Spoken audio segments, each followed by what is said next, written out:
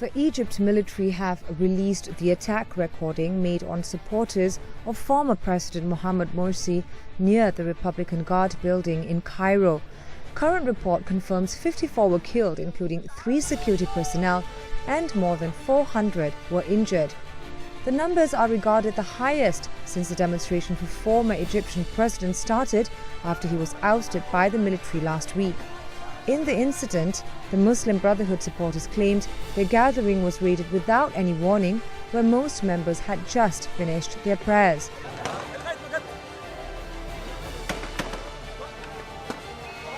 However, the military denied it, claiming the raid was done after its members were killed by gunmen.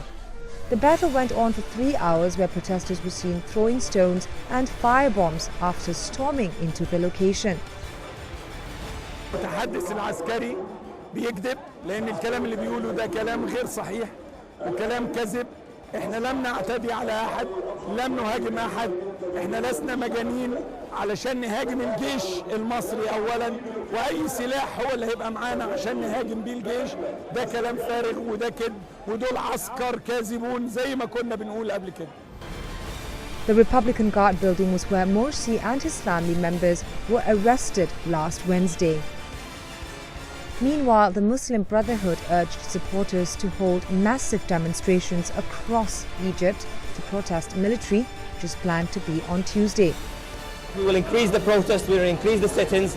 There's only more determination on the ground here, more sorrow in people's hearts, more tear in their eyes, but it's still the same objective.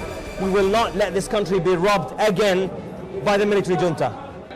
An official Egypt news agency stated the government has expressed their regrets regarding the high number of victims.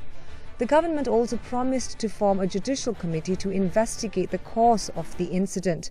Following the high number of victims, the statement also urged protesters not to threaten the military. Meanwhile, the United Nations has called for full and thorough investigations. Its Fundamental Rights High Commissioner, Nabi Pillay, informed that if the government fails to look back into the situation, he will form a special team for it. I think that every act of violence requires investigation, proper investigation.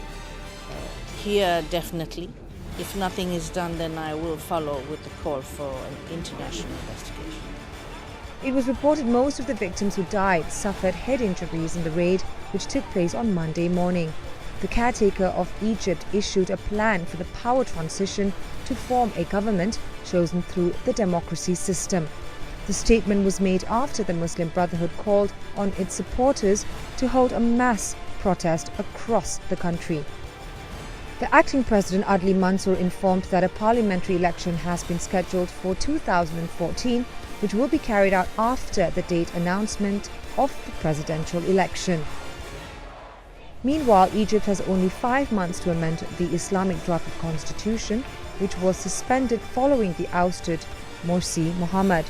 The ongoing protest in Egypt has continued to affect the country's economic environment, where many factories were closed after the extreme violent act.